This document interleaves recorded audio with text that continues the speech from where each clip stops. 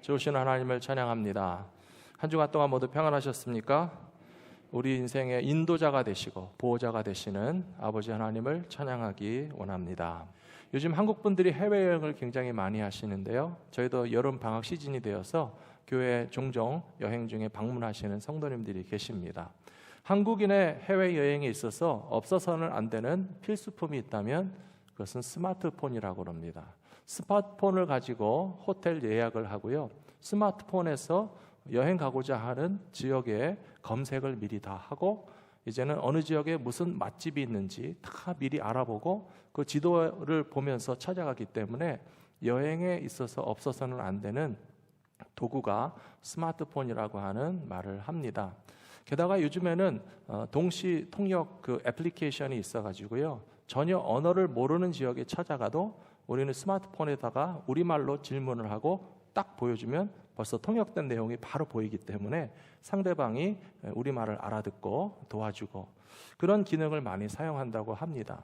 그래서 여행을 갔을 때에 가장 낭패라고 할 수 있는 것이 스마트폰을 잃어버리면 난리가 난다고 하고요, 또 하루 종일 쓰다가 보면 그 배터리가 다 빠져가지고 얼마 남지 않았을 때 가장 허둥지둥 당황해하는 것이 이제 배터리가 얼마 남지 않았네 할 때가 아주 힘든 상황이라는 기사를 보았습니다.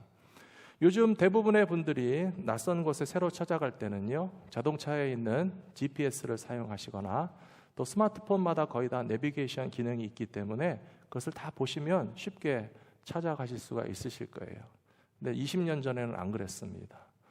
처음에 미국 왔을 때 전부 다 모르는 새로운 곳이라서 제일 먼저 이렇게 두꺼운 지도책을 사가지고 이렇게 펼쳐보고 저렇게 펼쳐보고 이렇게 맞춰보고 하면서 목적지 주소를 겨우 찾고, 또 그 책을 또 운전하면서 다 볼 수 없으니까 종이 한 장에다가 대충 그려가지고 어디를 지나서 가면 뭐가 나온다 하고 찾아갔었다고 얘기를 하면, 여기 계시는 어르신들은 당신들도 그랬다는 듯이 끄떡끄떡 하시지만 저희 아이들은 옛날 사람 자꾸 옛날 얘기한다고 그러실 것 같아요.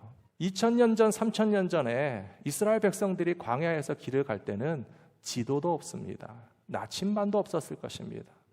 해가 뜨는 것이 동쪽인 줄 알고 해가 지는 곳이 서쪽이었던 것을 기억하면서 캄캄한 밤중이라면 북두칠성을 찾아가지고 저기가 북쪽이고 동, 서, 남북이 어디 있다라고 하는 것을 가늠하면서 겨우 길을 찾아가는데, 어떻게 보면 40년 동안이나 이스라엘 백성들이 광야에서 자꾸 헤매고 자꾸 지체하고 목적지에 빨리 도착하지 못함으로써 그 마음에 불안함이나 염려가 많이 있었을 것 같아 보이는데, 대다수의 사람들이 40년 동안 하나님께서 인도하시는 광야길 가운데 함께 공동체로서 인도하심을 따라갔기 때문에 약속하신 그 땅에 성공적으로 들어갈 수 있었다 하는 사실을 우리는 말씀을 통해서 기억할 필요가 있다고 저는 믿습니다. 사랑하는 성도 여러분, 한국 분들은 좀 성격이 급하시죠. 우리나라 사람이 제일 많이 하는 말 중에 하나가 뭡니까? 어떻게 아셨습니까? 외국 사람들도 알아요. 빨리빨리, 빨리빨리. 그런데 빨리빨리만이 좋은 것은 아니에요. 하나님께서는 왜 이스라엘 백성들이 40일이만 갈 수 있는 길을 40년 동안 가게 하셨을까요? 하나님 이스라엘 백성들을 골탕 먹이셨다고 생각하지 않습니다. 물론 그들의 불신앙으로 말미암아 하나님께서는 하루를 1년으로 셈하여 40년을 지체하게 하시겠다라고 하는 말씀하신 것은 사실이지만, 그냥 연단과 고통과 괴로움으로만 가득 찬 40년이 아니고 그 40년 긴 세월이 하나님을 만나는 시간이고 하나님을 동행하는 시간이고 하나님을 알 수 있고 하나님에 대해서 배우고 훈련할 수 있는 시간으로 이해한다면 오히려 먼 길을 한참 돌아서 가기를 참 잘했다라고 하는 결론을 얻게 될 것이라고 저는 믿습니다. 이스라엘 백성들이 만일에 프리웨이나 고속도로를 타고 한 일주일 만에 확 전진해가지고 가나안 땅에 쏙 들어갔으면 어떻게 됐을까요? 되게 교만했을 거예요. 봐라, 우리는 단숨에 왔다. 우리가 했다. 사람이 했다.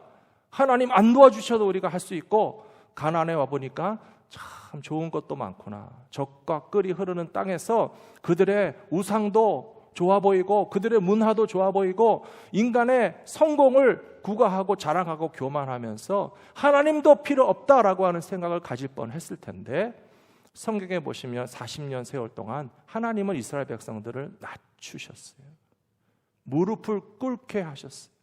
하나님의 인도하심을 갈망하면서 기다리지 않으면 안 되는 그런 훈련의 과정을 거치게 하셨기 때문에 결국에 40년 지나서 가나안 땅에 들어가게 되니까 얼마나 하나님께 감사하게 됐겠습니까? 그리고 그들이 매일 아침마다 만나를 긁어 모으기 위해서 들판에 나가서 허리를 숙이고 무릎을 꿇고 땅에 있는 일용할 양식을 긁어 먹는 하나님께 대한 감사의 훈련이 40년 동안이나 지속되었기 때문에 지금까지 지내온 것 주의 크신 은혜라. 그때 이런 찬송이 있었다는 말은 아니고요. 그런 고백을 하면서 하나님 앞에 감사하면서 약속의 땅에 들어가게 되었을 것이라고 저는 믿습니다. 사랑하는 성도 여러분, 그러므로 빨리 가는 것이 중요한 것이 아니고 하나님의 인도하심에서 단 한순간도 단절되지 아니하도록 끊임없이 연결된 믿음의 삶을 살아가시게 되기를 부탁합니다. 오늘 말씀 첫 번째로, 믿음의 백성들은 가고 서는 것이 여호와의 명령에 달려있다는 사실을 우리는 기억해야 됩니다. 같이 읽으신 민수기 말씀에 보시면 구름이 떠서 움직이면 이스라엘 백성들도 따라갔다고 그랬고요, 구름이 움직이지 않고 멈춰 있을 때에는 이스라엘 백성들도 역시 진을 치고 텐트를 버려놓고 그 자리에 멈춰서 그대로 기다리고 있었다라고 하는 말씀이 기록되어 있습니다. 참 이상한 것은 하나님께서 미리 일정표를 주시지 않았다는 거예요. 한 달 후에는 어디만큼 가고 1년 후에는 어디만큼 가고 우리가 목표로 하는 루트가 어디라서 동서남북 몇 킬로씩 가서 어디를 넘어서 어떻게 갈 계획이 다 있다라고 만일에 종이에 써서 나눠주셨으면요, 백성들이 훨씬 더 마음이 편했을지 모르겠어요. 그런데 하나님의 스케줄에는 백성들에게 알려진 바가 없었어요. 오늘 말씀에도 있는 것처럼 이틀 후에 구름이 떠오르는 수도 있었고, 한 달 후에 구름이 떠오르는 수도 있었고, 1년 후에 구름이 떠오르는 것도 있었던 것처럼 예측할 수 없는 하나님의 타이밍과 하나님의 스케줄에 하나님 마음대로의 리듬에 맞춰서 우리에게 춤을 추고 따라오라고 하시니까 이스라엘 백성들의 입장에서는 참 하나님의 계획과 방법과 과정이 알다가도 모르겠다라고 하는 것이 결론이었어요. 사랑하는 성도 여러분, 인생이란 정말 그런 것 같습니다. 하나님의 인도하심이란 마치 프로그램에 짜서 지도가 나오고 스케줄이 나와서 딱딱딱딱 정해진 대로 따라가는 것이 아니고 우리의 템포와 리듬과는 전혀 맞지 않는 것 같아 보이는데 하나님의 시간에 하나님의 타이밍을 따라서 하나님이 인도하시는 것에 대하여 박자를 놓치지 않고 따라만 가면 우리는 하나님의 인도하심을 끝까지 따라가게 될 줄로 믿습니다. 히브리서 11장 8절에 나와 있기를 믿음의 조상 아브라함도 하나님의 계획을 미리 다 알고 따라간 것이 아니고 갈 바를 알지 못하고 나아갔음에도 불구하고 믿음으로 순종했을 때에 하나님께서 아브라함을 위하여 그와 자손들에게 유업으로 받을 땅에 들어갈 수 있게 해주셨다라고 분명히 기록되어 있습니다. 사랑하는 성도 여러분, 지금도 우리는 갈 바를 알지 못하고 앞을 향해서 나가고 있기 때문에 좀 불안해하실지 모르겠어요. 그러시죠? 다 알고 가십니까? 살아본 인생을 사시는 분 있으십니까? 우리가 계획한 대로 다 이루어지는 것을 100% 계획한 대로 경험하시는 분들이 없으실 텐데요, 믿음의 조상 아브라함도 갈 바를 알지 못하고 갔던 것처럼 하나님의 인도하심 안에만 머물러 있으면 그것이 가장 안전하고 복된 길이 될 것이라고 저는 믿습니다. 사랑하는 성도 여러분, 광야길 40년 이스라엘 백성들이 결코 고생길 아니었다는 사실을 기억하시기 바랍니다. 왜냐하면 하나님이 그 가운데 계셨어요.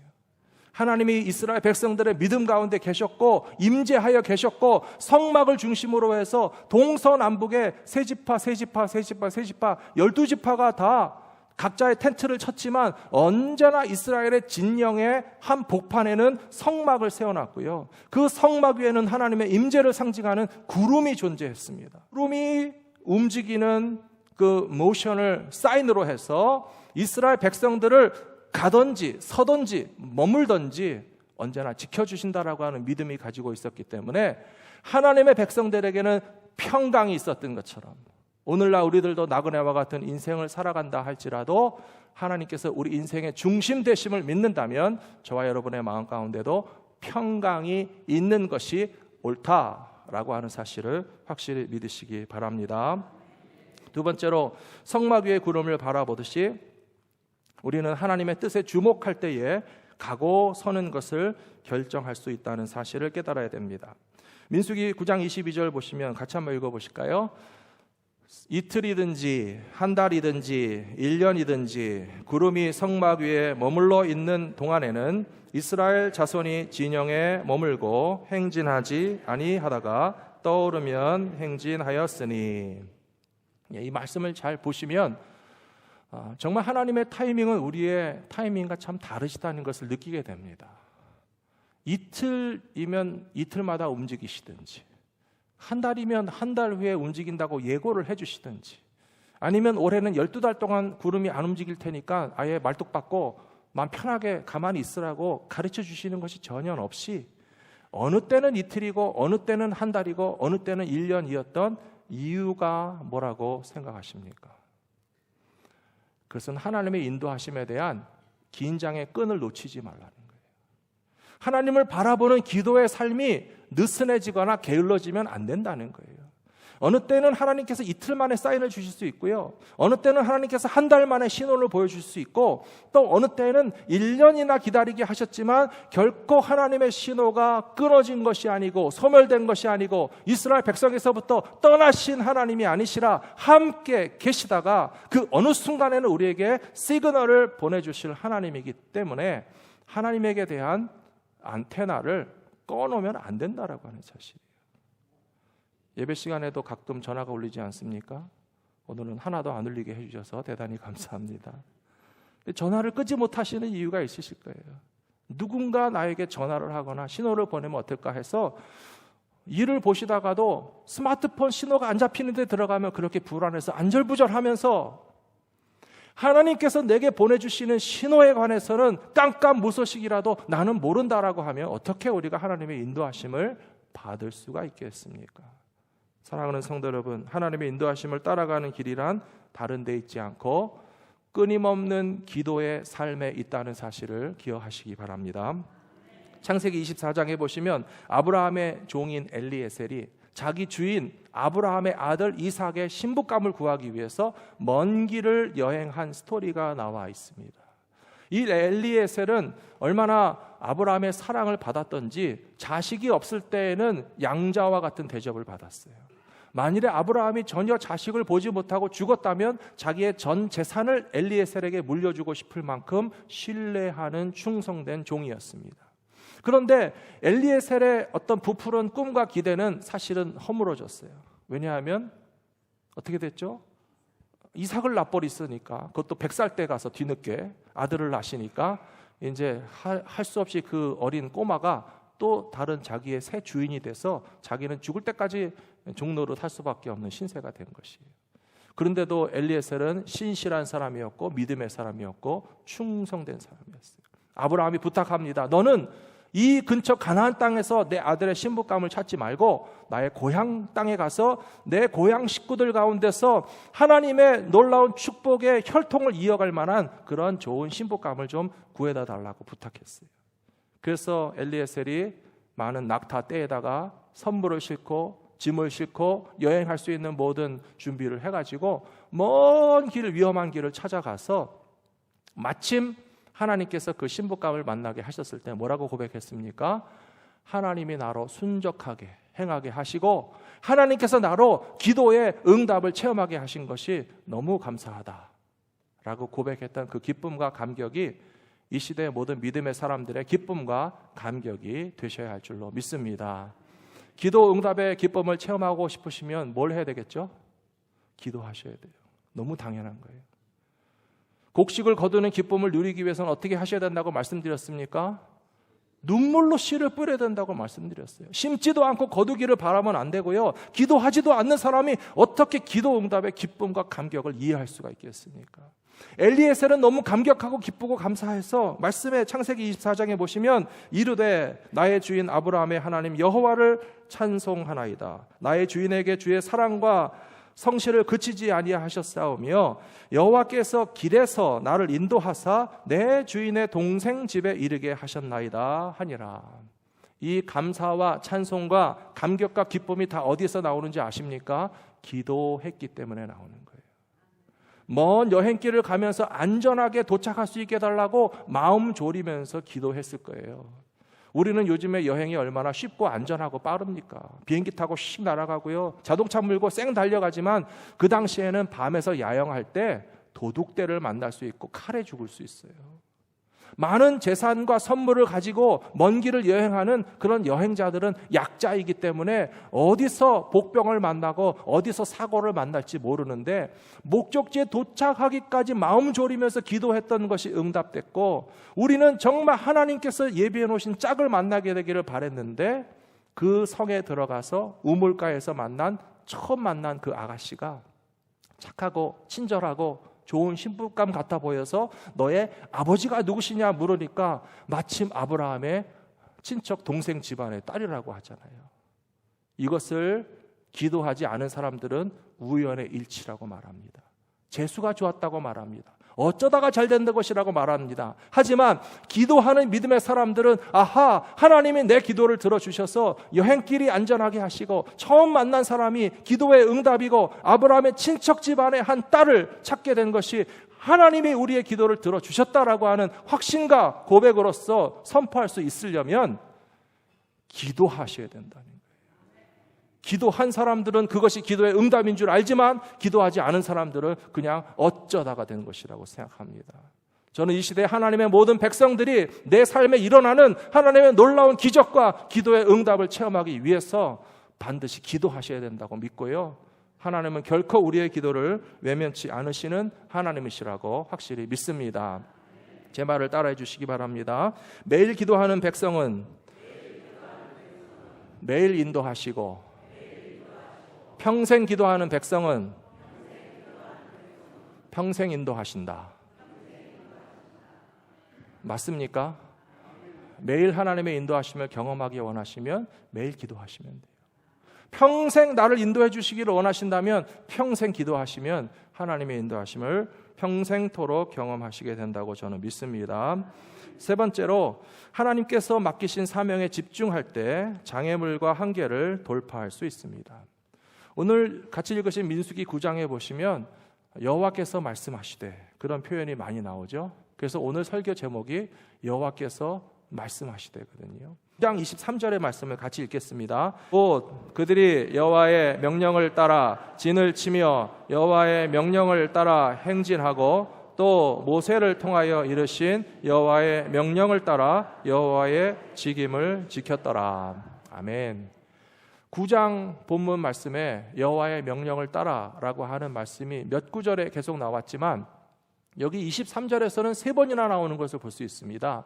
여호와의 명령을 따라 진을 치고 여호와의 명령을 따라 행진을 하고 모세를 통하여 주신 여호와의 명령을 따라, 그 다음에 뭘 했다고 되어 있습니까? 직임을 지켰다라고 되어 있습니다. 개인의 삶도 마찬가지고 교회 공동체도 마찬가지입니다. 우리는 하나님의 말씀을 따라서 멈추기도 하고 가기도 하고 무엇보다도 내게 맡겨주신 그 포지션을 지키셔야 된다는 거예요. 팀 스포츠를 보면 농구나 축구나 그 운동선수들이 맡은 포지션이 있습니다. 공격수들은 앞에 서고요, 수비수들은 뒤에서 막습니다. 축구 경기 같은 경우에는 골키퍼가 따로 있어서 골대 앞은 자기가 무조건 지켜야 되는 게 자기의 포지션이에요. 하나님의 말씀을 따라서 직임을 지킨다는 것은 어쩌면 공격수가 공격수의 역할을 잘하고 수비수는 수비수의 역할을 잘하고 골키퍼는 그 자리를 지켜야 된다라고 하는 말이 될 수 있어요. 근데 축구 경기에서 골키퍼들은 보통 경험이 많거든요. 또 가만히 서서 다 보기 때문에 공격수가 잘하는지 수비수가 잘하는지 계속 눈으로 볼 수밖에 없습니다. 때로는 속 터지고 답답할 거예요. 공격수가 골을 못 넣고 헛발질을 치거나 허공으로 날리면 뭐 하고 있느냐라고 속이 답답할 거예요. 수비수가 먼저 카트를 해줘야 되는데 못 맞고 자꾸 공격수가 뚫고 들어오면 나라도 뛰어나가서 맞고 싶은 생각이 들 거예요. 근데 실제로 그런 축구 골키퍼들이 가끔 있거든요. 근데 골키퍼가 골대 앞을 안 지키고 설쳐서 나가면 어떻게 되겠습니까? 상대방이 골대 앞이 빈 걸 보고서 뻥 차면 거기 쏙 들어가는 것을 우리가 몇 번 봤어요. 사랑하는 성도 여러분, 하나님의 말씀을 따라 자기의 직임을 지킨다는 것은 바로 그것이에요.